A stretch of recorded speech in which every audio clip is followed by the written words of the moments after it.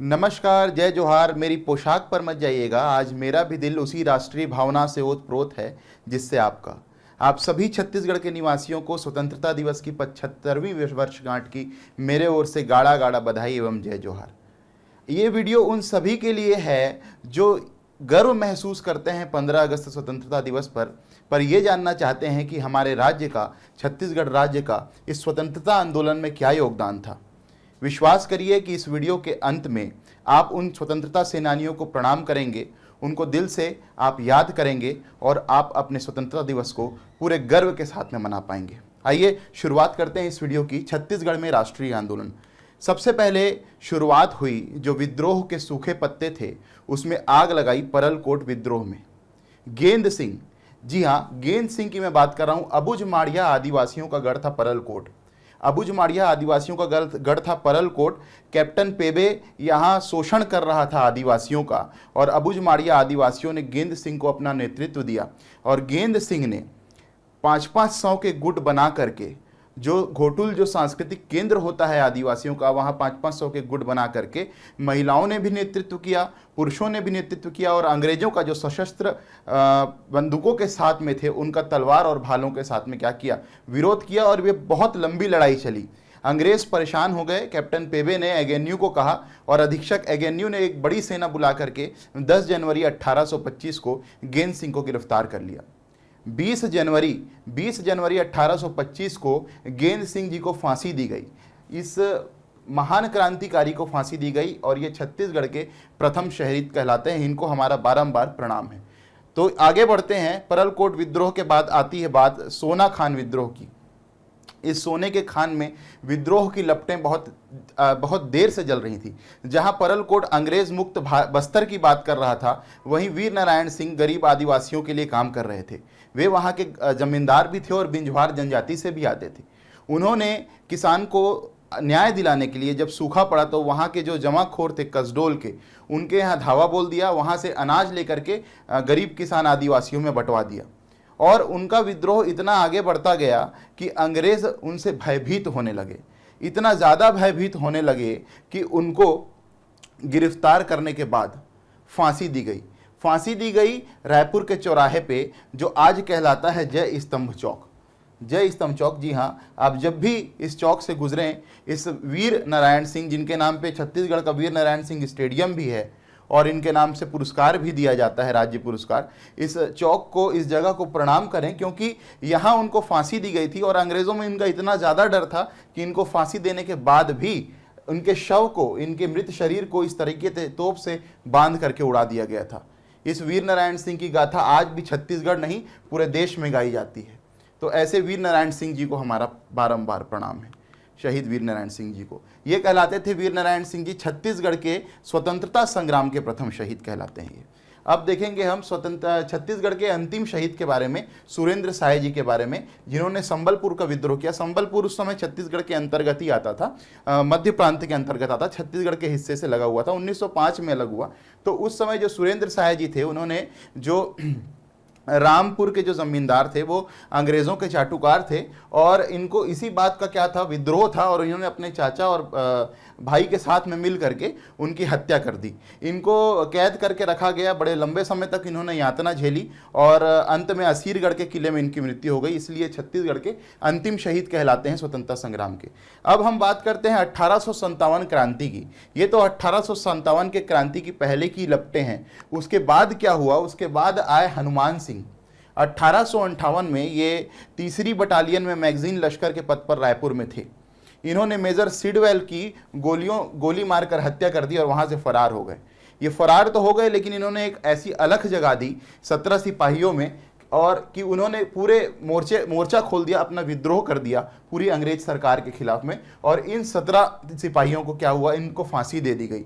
और ये हिंदू मुस्लिम एकता का प्रतीक था। इसमें हिंदू भी थे और मुसलमान भी थे। तो जो 1857 का विद्रोह है, ये 1858 में छत्तीसगढ़ में परिणित हुआ और आज भी हनुमान सिंह को और इन 17 शहीदों को आज भी हम याद करते हैं। आगे बढ़ते हैं कंडेल नहर सत्याग्रह की ओर। कंडेल नहर सत्याग्रह की ओर, यह समय था 1920 का। ये समय था 1920 का। कंडेल एक छोटा सा गांव है धमतरी के पास में, और रुद्री और माडम सिल्ली के बीच से अंग्रेजों ने उस समय एक नहर निकाली, और नहर को का जबरिया उपयोग करने के लिए ग्रामीणों पर दबाव बनाया। ग्रामीणों को कोई दिक्कत नहीं थी नहर का उपयोग करने में, लेकिन जुर्माना जो उसकी कीमत थी वो बहुत ज़्यादा थी, और ग्रामीणों ने इसका उपयोग करने से मना कर दिया। अंग्रेज़ों ने जबरिया उन पर नहर कर लगभग उस समय 4030 रुपये का लगभग उन्होंने जुर्माना लगाया था पूरे ग्रामीणों पर, जो उस समय के हिसाब से बहुत बड़ी रकम थी। ग्रामीणों ने इनका विरोध किया तो उनके पशुओं, उनके मवेशियों को ये क्या करने लगे, जब्त करने लगे। और तब आगे आए अपने बाबू छोटेलाल श्रीवास्तव और पंडित सुंदरलाल शर्मा। पंडित सुंदरलाल शर्मा कलकत्ता अधिवेशन गए, गांधी जी को बुलाकर लाए, और तभी हुआ गांधी जी का प्रथम प्रवास, जो है 20 दिसंबर 1920 को। जी हाँ, 20 दिसंबर 1920 को गांधी जी आए धमतरी के कंडेल नहर सत्याग्रह में भाग लेने के लिए। और इनके आने के पहले ही अंग्रेजों के मन में इतना डर पैदा हो गया कि इन्होंने पूरा का पूरा जो नहर कर लगाया था वो पूरा का पूरा वापस ले लिया, और ये छत्तीसगढ़ का प्रथम सफल सत्याग्रह साबित हुआ। और आप आगे देखते हैं कि छत्तीसगढ़ में असहयोग आंदोलन 1922 के आसपास ये असहयोग आंदोलन शुरू हुआ। कंडेल नहर सत्याग्रह से इसकी शुरुआत हो चुकी थी। पंडित सुंदरलाल शर्मा इसके प्रणेता थे, और असहयोग आंदोलन के दौरान बहुत सारी चीजें हुई। राष्ट्रीय विद्यालयों की स्थापना हुई रायपुर में, धमतरी में, राजनांदगांव में, बिलासपुर में, और बहुत सारे लोगों ने, जैसे ठाकुर प्यारे लाल सिंह है, ई राघवेंद्र राव हैं, बैरिस्टर छेदी लाल हैं, वामन राव लाखे, इन्होंने वकालत का त्याग कर दिया। वामन राव लाखे जी ने अपने राय साहब की उपाधि भी त्याग दी। ठीक है, तो इस तरीके से पूरे छत्तीसगढ़ में अंग्रेजों का विरोध हो रहा था। और उसी समय मुखर हुए माखनलाल चतुर्वेदी। जी, माखनलाल चतुर्वेदी। शनिचरी मार्केट में सर्कस का तंबू लगा हुआ था। सर्कस खत्म होने के बाद शाम को उस तंबू का उपयोग किया गया, और शनिचरी मार्केट में माखनलाल चतुर्वेदी जी अंग्रेजों के खिलाफ और विद्रोह की चिंगारी जगा रहे थे। वहां लाइट चली गई अचानक से, तो माखनलाल चतुर्वेदी जी ने कहा कि जिस तरीके से यहाँ रोशनी चली गई है उसी तरह अंग्रेजों की रोशनी भी चली जाएगी।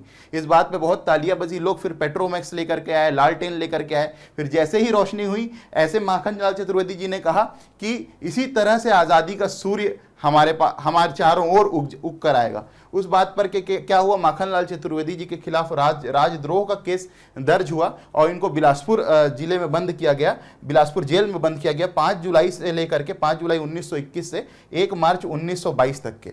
और इसी दौरान रचना हुई इस ऐतिहासिक महान कविता की, पुष्प की अभिलाषा। मैं इसको पढ़ना चाहूंगा कि चाह नहीं मैं सुरबाला के गहनों में गूथा जाऊं, चाह नहीं प्रेमी माला में बिंद प्यारी को ललचाऊं, चाह नहीं सम्राटों के शव पर हे हरि डाला जाऊं, चाह नहीं देवों के सिर पर चढ़ूं भाग क्यों इठलाऊं, मुझे तोड़ लेना वनमाली उस पथ पर देना तुम फेंक, मातृभूमि पर शीश नवाने जिस पथ जाए वीर अनेक।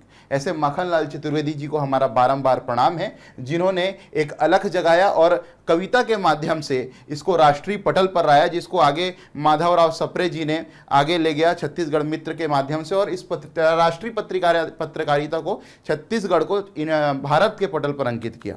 आगे हम देखते हैं देश का पहला जंगल सत्याग्रह जो है नगरी सिहावा। जी हाँ, असहयोग आंदोलन के समय देश का प्रथम जंगल सत्याग्रह हुआ सिहावा का। यहाँ आदिवासियों की जो जमीन है, जो जंगल है, उनकी संपत्ति होती है, उनके साथ वो रहते हैं। इसके उपयोग पर इन पर क्या कर दिया गया, प्रतिबंध लगा दिया गया। तो 1922 में श्यामलाल है, पंचराम सोम है, इन्होंने क्या किया, इसका नेतृत्व किया, पर उनकी गिरफ्तारी हो गई। तो गिरफ्तारी के बाद फिर नथुजी जगताप, पंडित सुंदरलाल शर्मा, नारायण राव मेघावाले ने इस विद्रोह का क्या किया, इस सत्याग्रह का नेतृत्व किया, और ये बहुत ज़्यादा सफल रहा।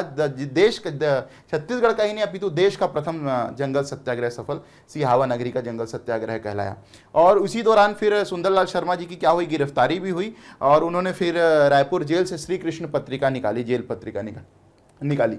आगे देखते हैं सविनय अवज्ञा आंदोलन। तो इस दौरान 2 बड़ी घटनाएं हुई, वानर सेना बनी। सविनय अवज्ञा आंदोलन हम 2 चरण में हुआ था। सविनय अवज्ञा आंदोलन 2 चरण में हुआ था। ये पहले चरण में बिलासपुर में बनी वानर सेना, और दूसरे चरण में बनी रायपुर में। रायपुर में बलीराम आजाद जी ने उसका नेतृत्व किया था, और यहाँ नेतृत्व कर रहे थे दिवाकर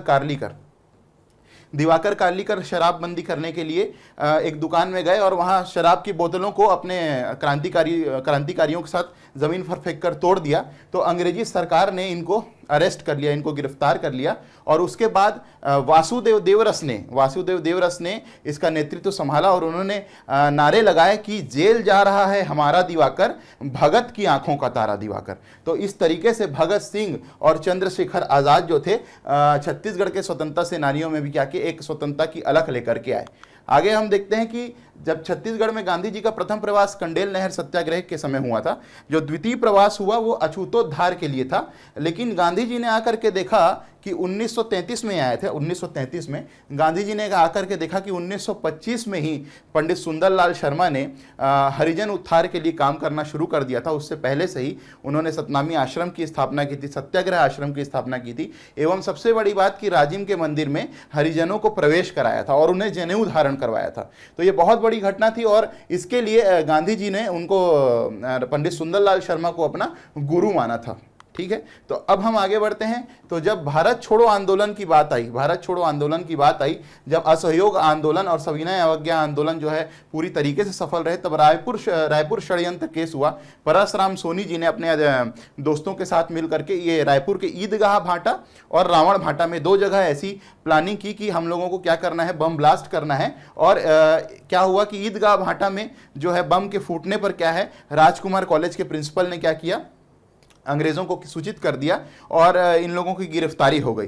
तो रायपुर षड्यंत्र केस जो था उस समय एक अपने आप में बहुत बड़ी घटना थी, जिसने रायपुर के नहीं छत्तीसगढ़ के पूरे युवाओं में एक जोश की अग्नि भर दी थी। और यही कारण था कि थोड़े दिन बाद क्या हुआ, रायपुर डायनामाइट कांड हुआ। रायपुर डायनामाइट कांड में अपने विद्रोही साथियों को, जिनको अंग्रेज सरकार ने आतंकवादी बता करके बंद कर दिया था, उन स्वतंत्रता सेनानियों को, उन विद्रोहियों को निकालने के लिए नारायण अग्रवाल, ईश्वरी चंद्र शुक्ल और साथियों ने क्या किया, डायनामाइट प्लांट किया रायपुर की जेल के बाहर। हालांकि ये डायनामाइट फूटा, लेकिन ये अपने विद्रोही साथियों को बाहर लाने में असफल हो गए। इनको गिरफ्तार भी किया गया, परंतु बाद में जल्दी से ही अपने जो स्वतंत्रता सेनानी थे, जो वकील थे, उनको प्रयासों के द्वारा इन लोगों को छोड़ दिया गया।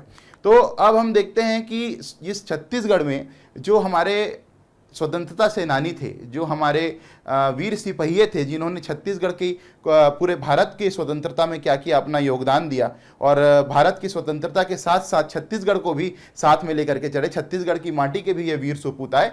तो इन सब को क्या करते हैं, हम आज प्रणाम करते हैं। और हम देखते हैं कि छत्तीसगढ़ में जो ध्वजारोहण था, फिर वो कहाँ कहाँ हुआ। उस समय तत्कालीन मध्य प्रांत एवं बरार के क्षेत्र में आता था जो छत्तीसगढ़ था। तो पंडित रविशंकर शुक्ल ने नागपुर के ऐतिहासिक सीताबर्डी किले में क्या किया, ध्वज फहराया। रायपुर में उस समय के खाद्य मंत्री R.K. पाटिल ने ध्वज फहराया। घनश्याम सिंह गुप्त जी ने दुर्ग में ध्वज फहराया और तत्कालीन संसदीय सचिव थे राम गोपाल तिवारी, उन्होंने बिलासपुर में ध्वज फहराया। और पूरे जिलों में, सब पूरे बिलासपुर, रायपुर के साथ साथ छत्तीसगढ़ के सभी जिलों में ध्वजारोहण किया गया और इस आज़ादी की जो जश्न था उसको खुल करके मनाया गया। तो आज इस 75वीं वर्षगांठ पर छत्तीसगढ़ के निवासियों की ओर से मैं एक प्रस्ताव रखना चाहता हूं कि जो छत्तीसगढ़ की हमारी भाषा है, जो राजभाषा है, उसको 8वीं अनुसूची में 22 भाषाओं के साथ में शामिल किया जाए और छत्तीसगढ़ को, जो छत्तीसगढ़ ने जो स्वतंत्रता में योगदान दिया है और आगे भी जो भारत की प्रगति में योगदान देता रहेगा, उस छत्तीसगढ़ की राजभाषा को भी क्या किया जाए, शामिल किया जाए राष्ट्रीय भाषाओं में। मेरा आप सभी को जय जोहार, प्रणाम और अंत में सभी को एक बार फिर स्वतंत्रता दिवस की हार्दिक शुभकामनाएं। प्रणाम।